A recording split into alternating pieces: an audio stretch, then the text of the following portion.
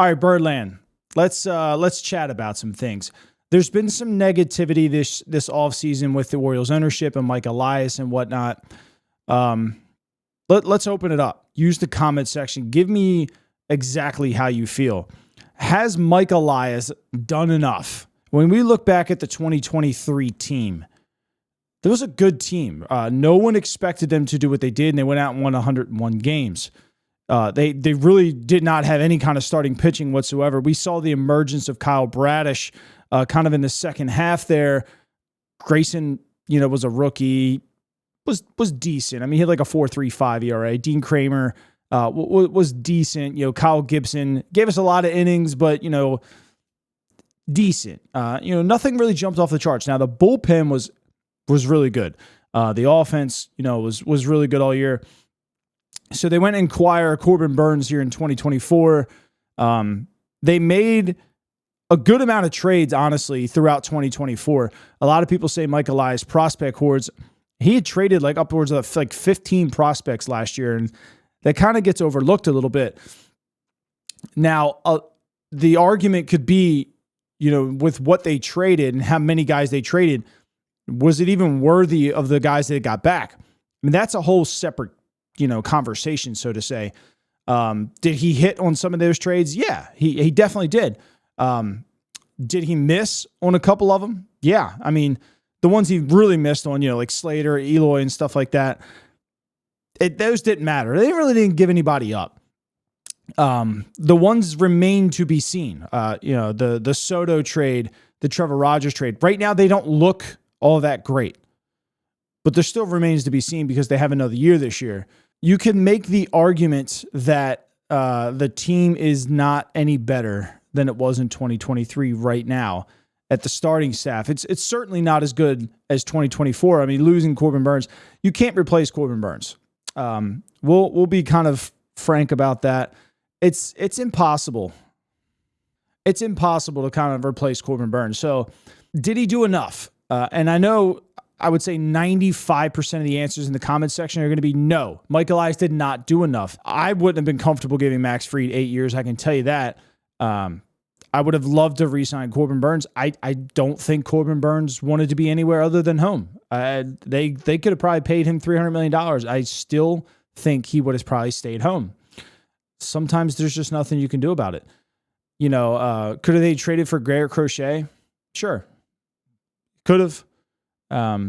It depends. I mean, we have some really good players. Did Boston give up good players? Yeah, they did. They also kind of put a dent in their window that they had for a World Series run starting probably next year. I don't think Boston got a whole lot better this offseason. I don't think they're better than the Orioles. They haven't done anything whatsoever to address their bullpen. They haven't done anything whatsoever to address their offense. I don't think they're better than the Orioles right now. I myself am I'm partial to Mike Elias. I think this team gets better offensively. I still think the pitching staff is pretty decent. Where I am most disappointed is not being uber aggressive with the bullpen. I understand you had some guys that don't have options and whatnot. There's guys you don't want to lose. I get all that. But you had a chance to go get Tanner Scott. I would have loved him. He would have, even if I had to let somebody go in that bullpen to assign Tanner Scott, I would have done it in a heartbeat. AJ Minter, there was one or two guys in that bullpen that I probably would have let go to upgrade him with. There's still Kendall Graveman out there. Now, did they get better in the bullpen with Kittredge? Yeah, they did. They also get Suarez kind of back in the bullpen. So the bullpen got better. You just don't know what you're getting out of Felix, and I would have liked to address that itself. Now, as far as the starting pitching goes, getting Sagano at 35 years old, Morton at 41, all that doesn't even bother me. Am I upset that we couldn't, retain Corbin Burnes or something like that? Yeah, sure. I would love to have a guy like that, but it doesn't always work out. Morton provides a whole lot. If he stays under a 4 this year, I consider that a win. It's just another guy in your starting rotation that stays under a 4 ERA. I expect Kramer. Kramer has shown 2 straight years in a row he's gotten better. I expect that same kind of jump here with Grayson Rodriguez. Zach Eflin, we know in his career to be a very good pitcher. Sagano is probably the biggest question mark. You don't know what you're going to get. Povich could make that jump. There's still a lot of question marks, and there's still a lot of what ifs, and there's still a lot of hanging your hat on these guys to get better, especially offensively. And that's honestly, offensively has been our biggest issue in the postseason. Did he address some of the concerns against left-handed pitching? Yeah, he did. So, give me your grade on Mike Elias right now. Right, to me, I would say a B. They addressed things that they wanted to address.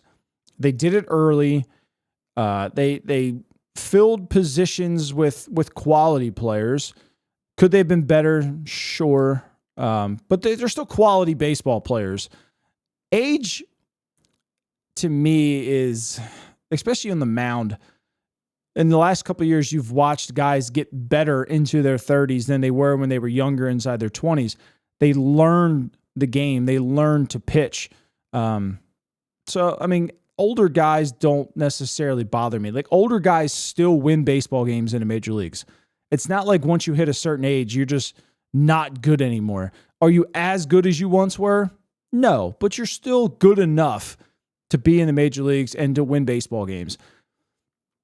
Mike, to me, hasn't been a complete failure in this aspect. He still has brought guys in here that can win baseball games, but it could have been better, especially in the bullpen for me.